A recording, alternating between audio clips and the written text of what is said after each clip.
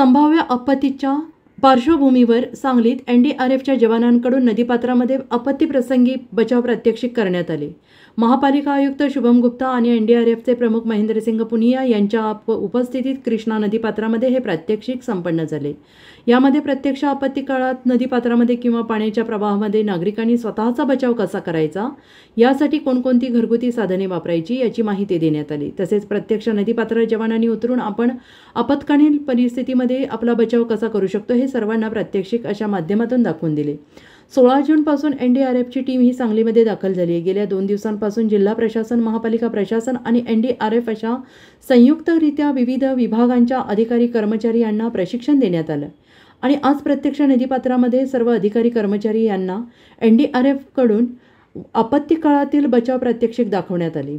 एनडीआरएफची team ही 30 ऑगस्टपर्यंत सांगली जिल्ह्यामध्ये असणार आहे। तसेच उद्यापासून जिल्ह्यातील वेगवेगळ्या गावांना भेटी देणार आहे। यदा कदाचित पूर परिस्थिती उद्भवलीच तर त्याला सामना करण्यासाठी जिल्हा प्रशासन, महापालिका प्रशासन आणि एनडीआरएफ यंत्रणा ही सर्व यंत्रणे सज्ज असल्याची माहिती महापालिका आयुक्त शुभम गुप्ता यांनी एनडीआरएफ पथक प्रमुख यांनी माध्यमांना सांगितले।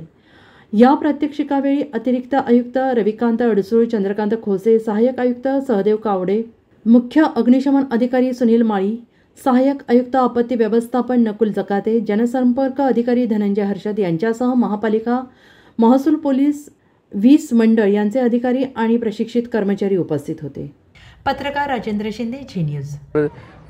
एनडीआरएफ की टीम लेकर के आए हैं जिसमें 30 कुल जवान्स हैं टोटल, और हमने ये 18 तारीख से लेकर के और 21 तारीख तक एक डिज़ास्टर मैनेजमेंट एक प्लान बना करके एक प्रोग्राम रखा था, जिसमें ये जिला प्रशासन के और ये पुलिस प्रशासन और कॉरपोरेशन वगैरह के सभी कर्मचारी लोगों ने भाग लिया, जिसमें ये ट्रेनिंग दिया गया है कि फ्लड के दौरान हमें कम्युनिटी अवेयरनेस किया गया। जैसे फ्लड के दौरान कैसे कैसे आप, जब तक लोकल प्रशासन आप तक पहुंचता है उससे पहले हम लोग कैसे लोगों को बचा सकते हैं, कैसे सर्वाइव कर सकते हैं। तो कम्युनिटी को जागरूक करने के लिए ये प्रोग्राम रखा गया है, जिसमें और ये हम प्री पोजिशनिंग प्रोग्राम है और डिप्लॉयमेंट है हमारा, जो 15 जून से लेकर के और 30 अगस्त 2024 तक यहाँ पर हम डिप्लॉयमेंट रहेंगे।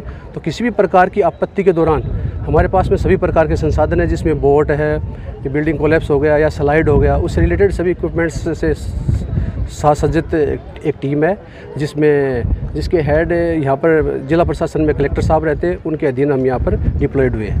Thank you. अभी जहाँ पे बाढ़ का पहला पानी आ सकता है, ऐसे जगह पे विजिट की है और कितनी जगह है, जिले में कौन कौन से जगह? हाँ, वो चिन्हित किया है, अभी तक विजिट किया नहीं है क्योंकि 15 को यहाँ पर आए हैं और 18 से फिर 21 तक ये हमारा डिज़ास्टर मैनेजमेंट का प्रोग्राम था ये। तो उसके बाद कलेक्टर साहब से कल मिले थे तो मीटिंग हुई है, तो वो जगह चिन्हित कर लिया गया है, जो स्लाइड वाली जगह, स्लाइडिंग जो विलेजेज हैं कुछ हैं, और उन जगह पे अभी 21 तारीख के बाद में वो विजिट का प्लान रखा गया है, जिसमें कलेक्टर साहब की तरफ से एक टीम जाएगी हमारे साथ में और हम लोग जिला प्रशासन के साथ में मिलकर के विजिट करेंगे। कुछ कमियां दिख रही है यहाँ पे प्रशासन की? नहीं, अच्छा है। यहाँ पर फायर ब्रिगेड के पास भी बोट्स वगैरह हैं, ओबीएम वगैरह, उनकी भी तैयारी अच्छी है और रिस्पॉन्स भी बहुत अच्छा है। जो हमने 4 दिन का ये कम्युनिटी अवेयरनेस प्रोग्राम चलाया है उसके अंदर बहुत अच्छा रिस्पॉन्स है। बहुत सारी चीज़ें वो जानते भी हैं।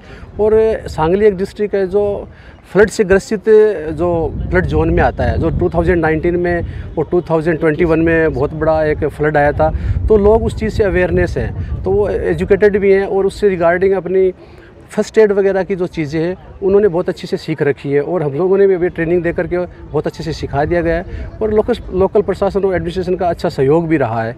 Thank you.